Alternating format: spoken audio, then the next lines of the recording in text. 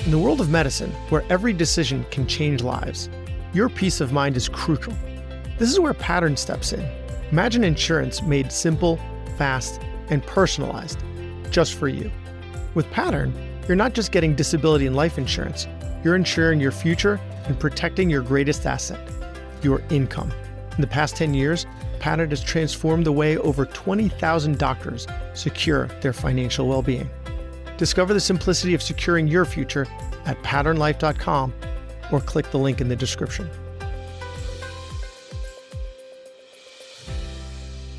If you build it, they will come. It's trash. It's just wrong. You might have a great practice or a great product, but you need to increase your visibility so patients or clients or customers will find you. So how do you actually get traction and the right ears and eyes on you? Stay tuned and find out. Hey, this is Brad Block, host of The Physician's Guide to Doctoring. This is a personal and professional development podcast for physicians where we have experts on the show that try to teach us everything we should have been learning while we were memorizing Krebs cycle. Welcome back to the podcast. On today's episode, we have a returning guest. Welcome back to the show, Dr. Nneka Unachukwu, who is known far and wide as Dr. Una. She is the founder of EntreMD, a company on a mission to help 100,000 physicians. That's like 1/8 of us that are actually practicing, that are still practicing medicine, build profitable 7 and 7+ figure businesses so they have the freedom to live life and practice medicine on their terms. She does this through the EntreMD Business School, the only school of its kind for physician entrepreneurs. And you can find her on the EntreMD podcast, a top 10 podcast, and her best-selling books. And we're going to be talking about her new book today. Dr. Una, as she's fondly called, has also been featured in Forbes, and her company hit number 315 on the Inc. 5000 list of fastest growing privately held companies in America. She's a board-certified pediatrician and resides outside Atlanta with her husband and 4 children. Dr. Una, welcome back to the show. Thank you so much for having me. This is an honor. I feel really special, like returning guest, you know? It's going to be like Saturday Night Live. People are going to start getting their coats, their robes, with the number of times they've hosted the show. So you wrote this new book, The Visibility Formula, Taking Your Business from Best Kept Secret to Household Name. Why did you write a whole book on visibility? That's a great question. The reason behind that is nothing really works in the business until the visibility piece is sorted out, right? Like people have to see you and see your business to say, oh yeah, I absolutely want to work with her or work with him. People have to see you to say, oh my goodness, their business is amazing. I want to refer people to them.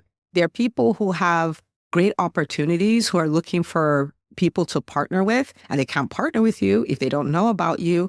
There are people who are in jobs they absolutely hate, who would love to work in a company like your company, but they don't know you exist. So really nothing works until the visibility piece works. And, you know, that's the big reason I wrote it. And I think the second reason is, you've heard my story. So I started off as an entrepreneur, as a socially awkward, super shy introvert. So the thought of visibility will make me break out in hives.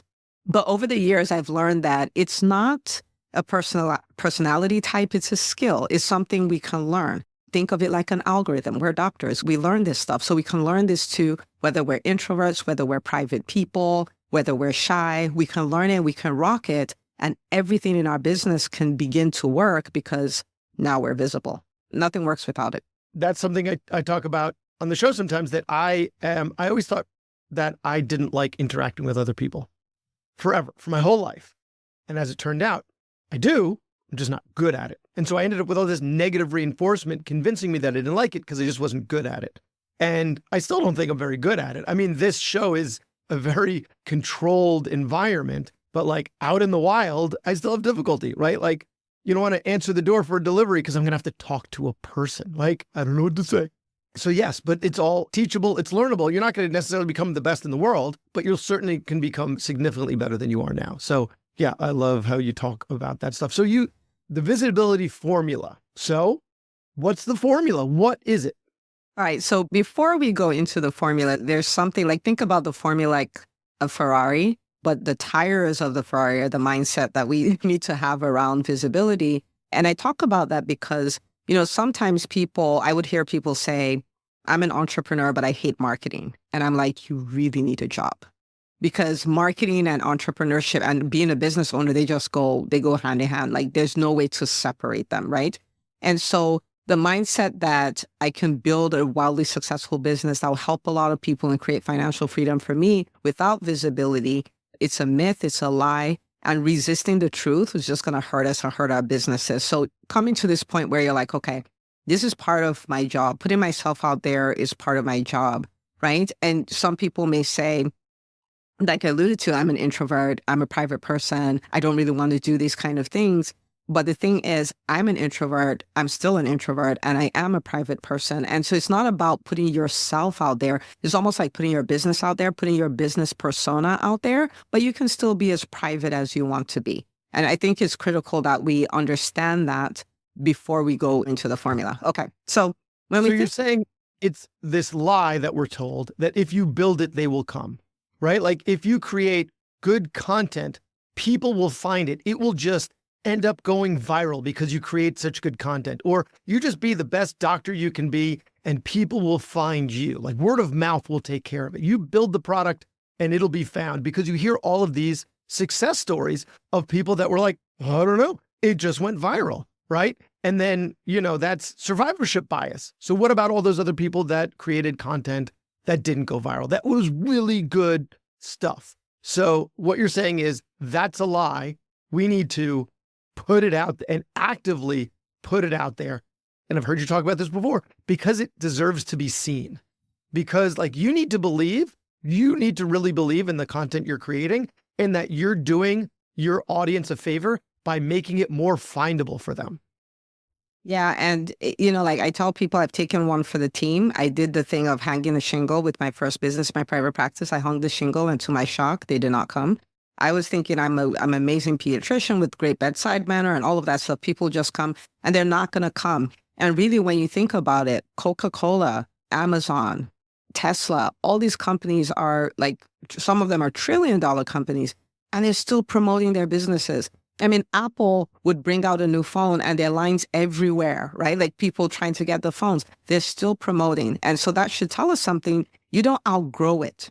You don't get to this point where you're like, I've arrived. I don't have to do this anymore. I've had people say, my business is established. I don't have to do this anymore. Let me say like a private practice. It doesn't take much. It doesn't take more than the hospital setting up a new practice right by you, CVS setting up a minute clinic by you, a pandemic, a referral source decide I don't send people to you anymore. It doesn't take a whole lot for your business to go not from 0 to 60, but 60 to 0. But if you know what to do, then you're able to do what you need to do to rev it all the way back up. And that's the whole point of understanding the visibility formula. But if you build it, they will not come. In fact, you're a podcaster. So John Lee Dumas, the host of the Entrepreneurs on Fire, he said in his book, if you build it, they will not care except you make them aware. And that's the honest truth. They don't care. That's that is our business, our baby. They don't care.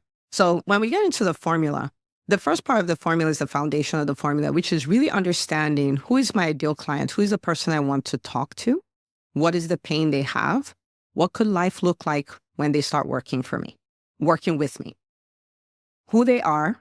And sometimes people tell me I can't choose. I'm like, oh my goodness, you're an OBGYN, not a general surgeon, not a pediatrician, not an ENT doc. You know how to choose, right?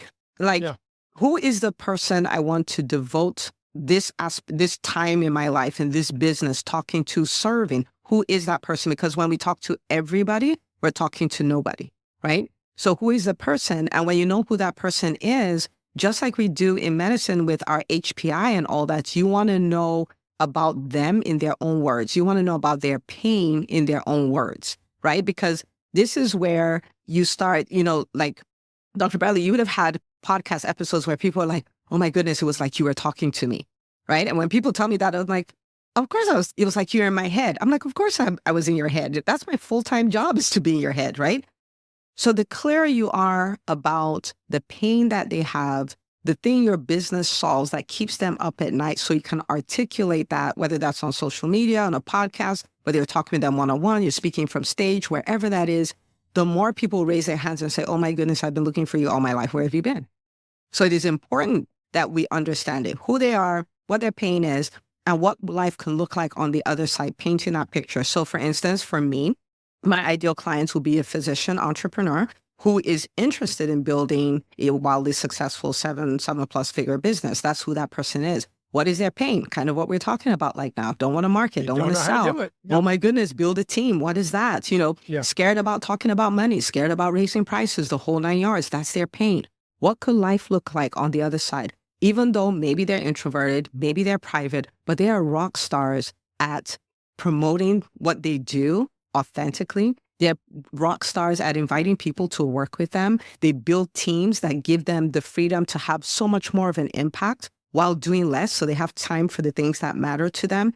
And, they have their autonomy back and all of that. So this is who they are. This is the pain they have. This is what life can look like on the other side of working with me. When you have that, that becomes your message. For the most part, we don't shift from our message because we're talking to those people over and over again. We're addressing their pain over and over again. We're showing them what life can look like over and over and over and over again. That's the message. That's the first part of the formula. The next part of the formula is the part, and after this, I'm going to stop if you had any questions, because this is the part where people, they're like, that's it. I don't want to talk about this anymore. And that is really extroverting into the marketplace. So a lot of times people identify who they want to help, and then they're on social media talking about it, and they start a podcast and they're talking about all that. But the problem is nobody's listening to their podcast and nobody's following them on social media. So really, they're talking to nobody. So then after getting the message, the next thing is to take it all the way out there, because the people you want to talk to already exist, right? The people making the decisions, the people who are going to swipe cards, they already exist. They're already adults, and they're congregated in different places, right? So again, if I use myself as an example, if I'm looking for physician entrepreneurs, they listen to podcasts. What podcasts are those? I can go be a guest there. They go to events. What events do they go to? I can go be a speaker there, or I could go network there, right? Who are the people who are already serving them? So for instance, a subset will be people who are in private practice, but there are all these other companies that are, say, billing companies, and they all serve physicians. I can go there and say, okay, you're talking to the people about the billing. Let me talk to them about how to lead a billing team or whatever. So that gives me access to the physicians that I'm looking for. So once I have the message, the next step, they read blogs. They follow YouTube channels. They follow big IG accounts where I can go do an Instagram live on somebody's platform. So the second thing is get out there. Get out there where your people are already gathered, and go speak there so they can find you. So that I want to explore a little deeper, because I think, and this was a question from a listener, is could you drill down a little more on how you find those collaborators, right? How do you choose who to do an Instagram live with? Because I think that's something that maybe they've done something similar to that and to what you're describing and haven't found success, right? They've put themselves, they're guests on a bunch of podcasts and they've done some, but it doesn't seem to be getting traction. So if we're not getting traction, how do we identify the diagnosis? Yeah, that's a great question. So there's a number of things. So first of all, we go back to the first step, which is the message. If I'm doing a bunch of podcast interviews on podcasts where the audience is not made up of physician entrepreneurs, then I'm not talking to my people. And so my message is not going to resonate with them, right? So the starting point is, for the platforms that I am going on, is the audience made up of my people, right? So the first thing is identifying the message and then going where those people, where your ideal clients are congregated, right? Okay. So it's not every podcast that's a good fit. It's not every IG live that is a good fit. It needs to be filled with your people. You niche down as much as you possibly can. Okay. Yes. Yes. So that's the very first thing, is running an audit on that. Am I going to the right crowds? The second thing is, when I go there, what is my call to action, right? Because I have to ask them to do something. So for instance, when I go on an IG live, I have options. I can say, for me, I can say, hey, I just created this guide, 5 ways to attract new patients to your private practice in 2024, where I discuss this, I go in detail on the strategies that are working now. So go here, EntreMD.com/private practice, totally making this up, private practice, and get your free download. That's my gift to your audience. What did I just do? I created a bucket to bring the people who know, like, and trust me, already like the conversation I had on that platform to my platform, so the relationship can continue, right? Or there's got to be a giveaway, and then you got their email address, and now they are going to get some content from you. Yes. A little like reinforcement, reminder of who you are. And they're self-selecting for people that are going to want to continue. Exactly. And it could be that, it could be book a call. And if you're a private practice, it's like, and if you are looking like for a doctor like me, right? Then this is my number, go book an appointment. People don't realize how powerful the call to action is. If you ask people to do stuff, they'll do it. If you don't, they won't. Yeah. It's the most bizarre thing. If you have a podcast, tell them, oh my goodness, this conversation we're having here, it doesn't need to stop. Come over to, this is my podcast. This is where you can find it, right on the podcast app where you are, right? And, things like that. So if there's no call to action, then it really affects the ability of that interaction to create new opportunities. So that's the second thing. The third thing is to remember at the back of your mind that it's a numbers game and it's always working, right? So I'll explain what I mean by that. It's a numbers game, right? Like, so you going on other people's podcasts and all of those things, the more you do it, the more results you get, but you may have most of the podcast guest spots looking like they didn't work, right? But I've had people, so for instance, the EntreMD Business School has been around long enough that those things that I talk about, people are now seeing them. I had somebody, she is a physician coach, and she was saying, I did a lot of asking. Like Dr. was like, let's do the ask-a-thon. I did a lot of asking for people to work with me on all of these things. And she's like, I got so many no's and I was so discouraged. And I remember her saying, it's always working. Keep going. It's always working. Your snowball is coming. And she's like, now 3 years later, almost every single one of those no's has turned into a yes. The long game. It's the long game. So if you go on a podcast and you're like 2 weeks later, nothing happened, that's going to be really frustrating. Well, and a lot of times you go on a podcast and the episode doesn't come out for like 3 or 4 months, and then you forgot that you were on the show. So that there's also that long game. Yeah. So the important thing is make sure you're, as much as possible, you're going where your audience is, your ideal clients are gathered. Secondly, make sure you're using the call to action. And thirdly, buy into the long game. That's what will keep you going long enough. And somewhere you hit a spot where people are like, oh, I listened to that podcast episode. You're like, what? I did that a year and a half ago. And, oh, I did that 2 years ago. And that's the beautiful thing about all of these platforms is that the gift that keeps giving, they're searchable. It doesn't take much. It takes one really good person finding you, and it changes everything. Leading a medical practice is challenging. There can be reimbursement changes, referral slowdowns, staff turnover, or drama. There are obstacles in the way of achieving your goals, or maybe it feels like you've hit a plateau. Who can you turn to for help with the business of managing a medical practice? The Physician Growth Accelerator, a private practice partner that helps you uncover and overcome constraints in your practice. They will check your business vitals, identify the root cause of what's restricting your growth, prescribe what to do about it, and help you achieve it, just like we do with our patients.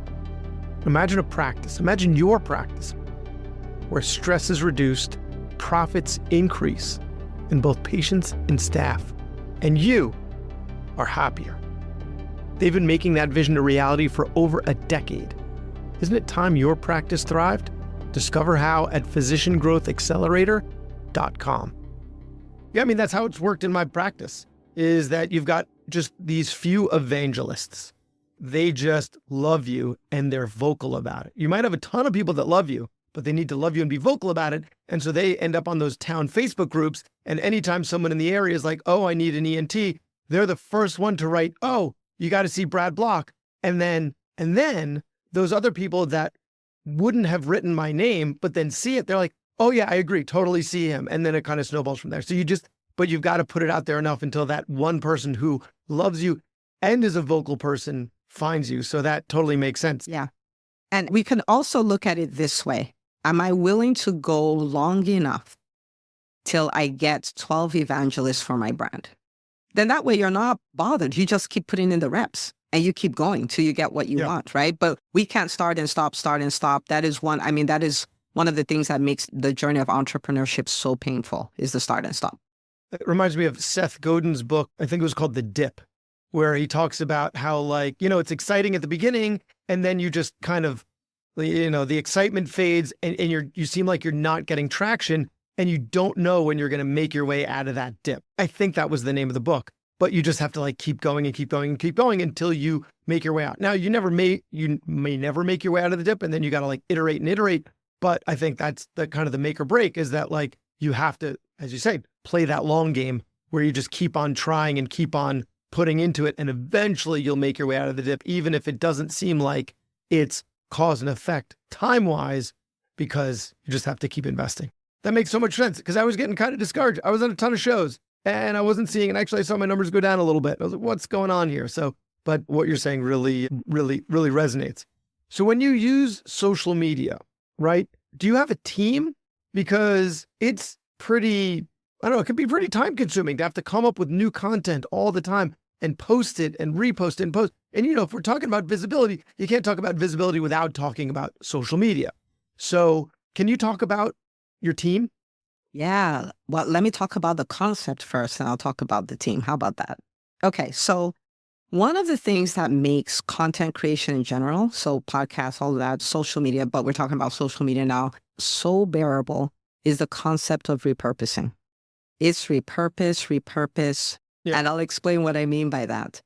So for instance, right, we have done this we're doing this podcast episode now in real time.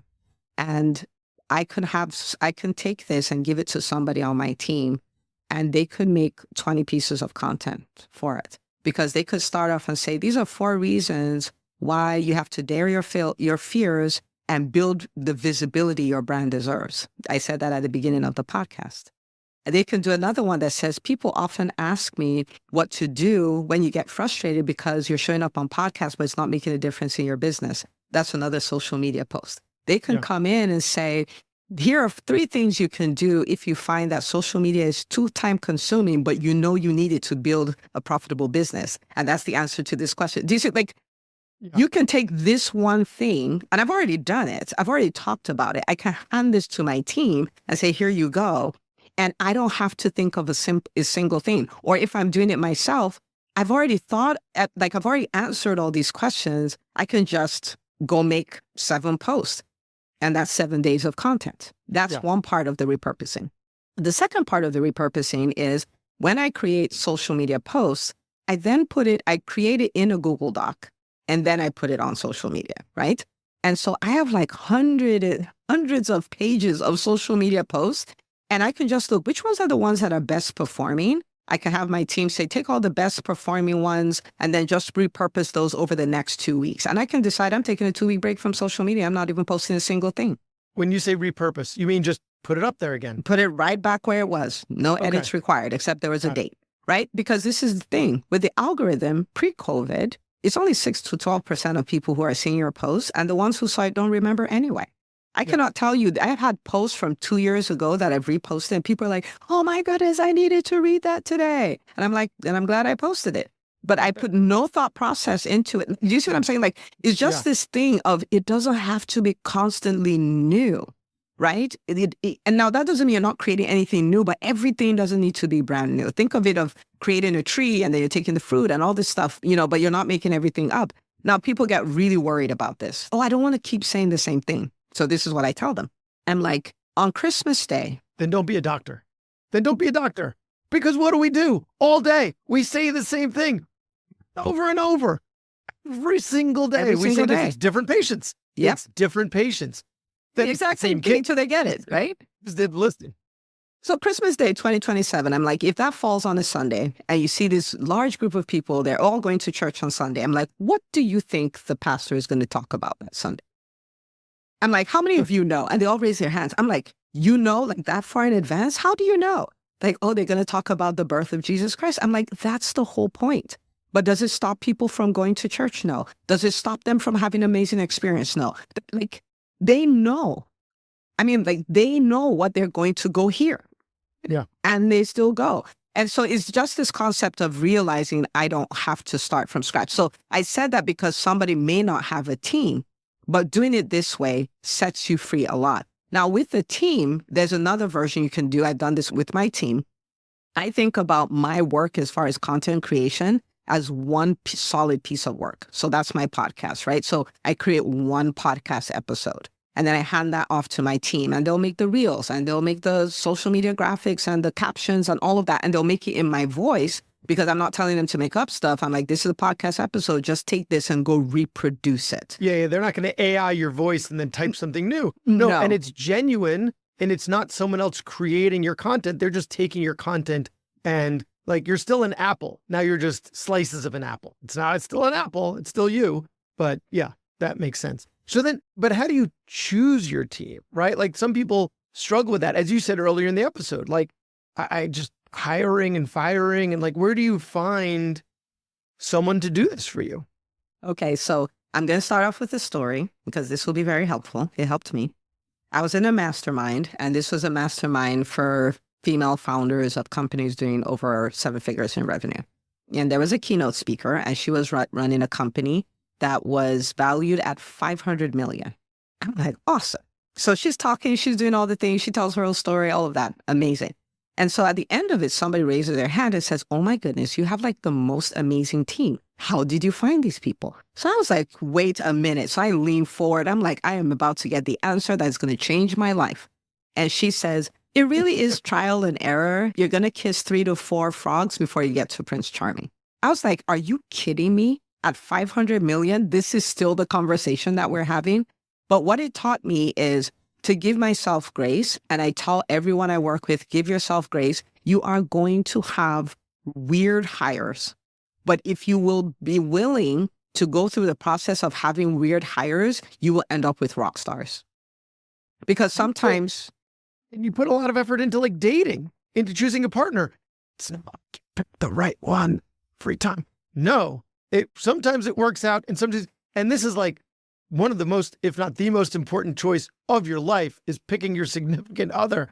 And, you know, you go on dates, it didn't work out. You'll date someone for a while and it didn't work out. So we do this in other aspects. Why are we not so forgiving in hiring? Like, why do we not forgive ourselves in that arena? We do need to. And sometimes we feel like, oh, you know, we lost so much time and we lost some. And the truth is that's not true. What is true is that you become better at spotting who not to work with. You become better at leading. You become better at interviewing. You become better at actually defining what you want. Because in the beginning, this is how job descriptions happen. Oh, what is the job description of a medical assistant? We Google that. We pick up one. We edit it. We make it our ad. But that's what you really want. And so you end up hiring someone you don't really want, because to start with, your job description doesn't even represent what you want. You don't know what you want, right? And so every time as we do these and you know, you may, for a position, you may end up, first of all, hiring a rock star. Like, that absolutely happens. But if it doesn't work according to plan, don't beat yourself up. You got better. Give yourself grace. Let's keep going. So I wanted to start from there. As far as getting great people, the starting point is really defining what you want. There's no way for somebody to do exactly what you want when they don't know what you want.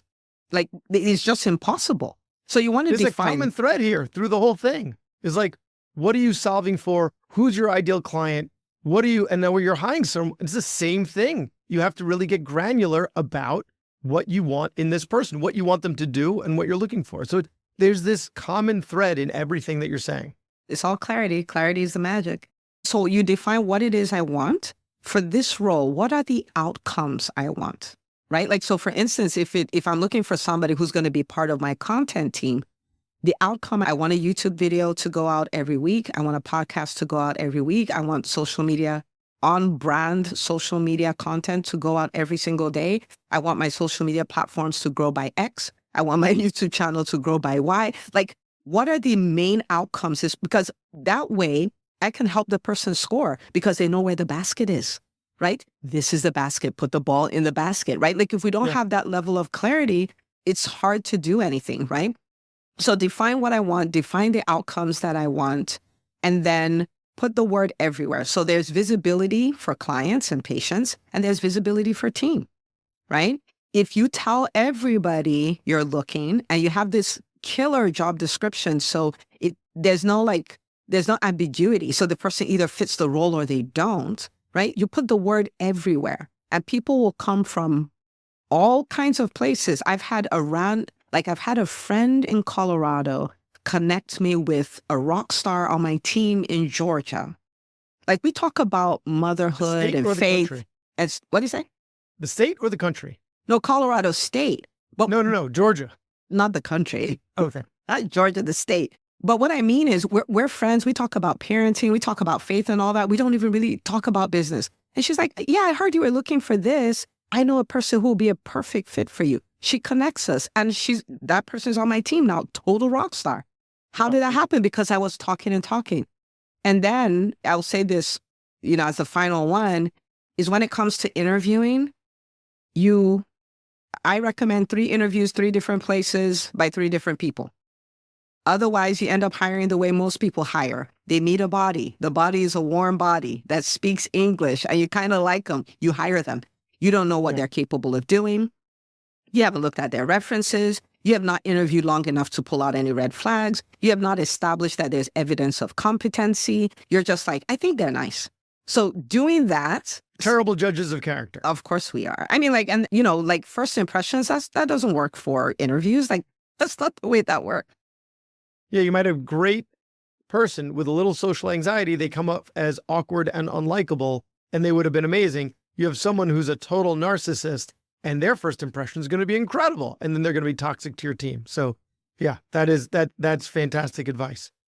All right, amazing. Another amazing conversation with Dr. Una. So, if people want to find you, if they want to find the visibility formula, where do they do that?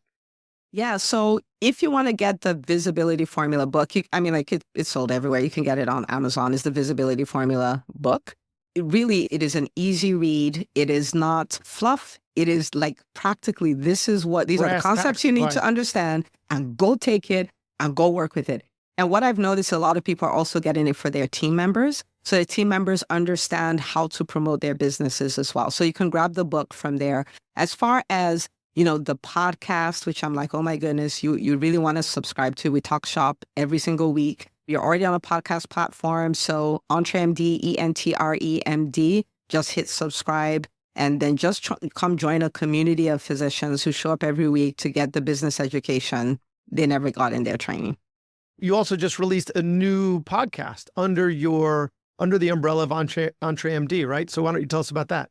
Yeah. So I've had a problem, Dr. Bradley, and that problem has been, there have been so many phenomenal stories of business and life transformations in the EntreMD Business School. And they talk about it a lot in great detail in the Facebook group. And I'm like, I wish I could take people on a tour of the Facebook group, but I can't. It's a private group, right? And so we decided to start another podcast called Inside the EntreMD Business School, where every week a student from the school is interviewed, like, what was life like before? What does life look like now? What does your business look like now? What things did you do to make this possible? And you get to see all kinds of businesses run by doctors in all kinds of phases of life, and creating, like, our concept is build your dream business and your dream life concurrently. And they're building these two, and it's just beautiful to see. And that way it can be pictures of what is possible for physicians everywhere, right? Whether you're a private practice or a coach or a consultant, or you're a speaker or you host events or you have a product, there's somebody who is doing, like, killing it at what you're trying to do. And we just want those stories to be available to everybody. Because once we see enough examples of what is possible, we can't unsee it. And then everything changes for us.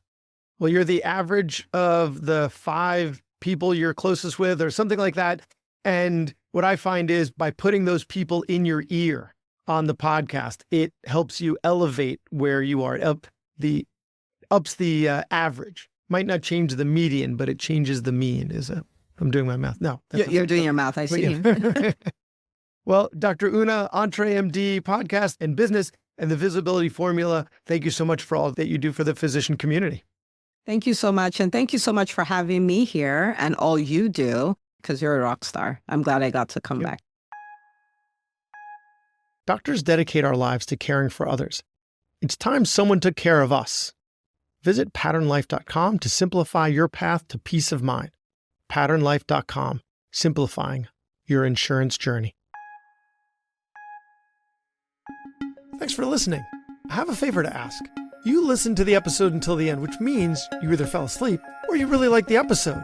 So please share it or like it or comment on a social media post or write us a 5-star review, something. It would really help me out. And maybe what you learned from this episode can help someone else too. The views expressed in this episode are those of the interviewer and interviewee and don't represent the views of their employer or even their significant other. Even though the magic of podcasting make it sound like I'm talking directly to you. This is not a doctor-patient relationship, and this is not medical advice, or financial advice, or really any advice. Thank us again for listening to The Physician's Guide to Doctoring.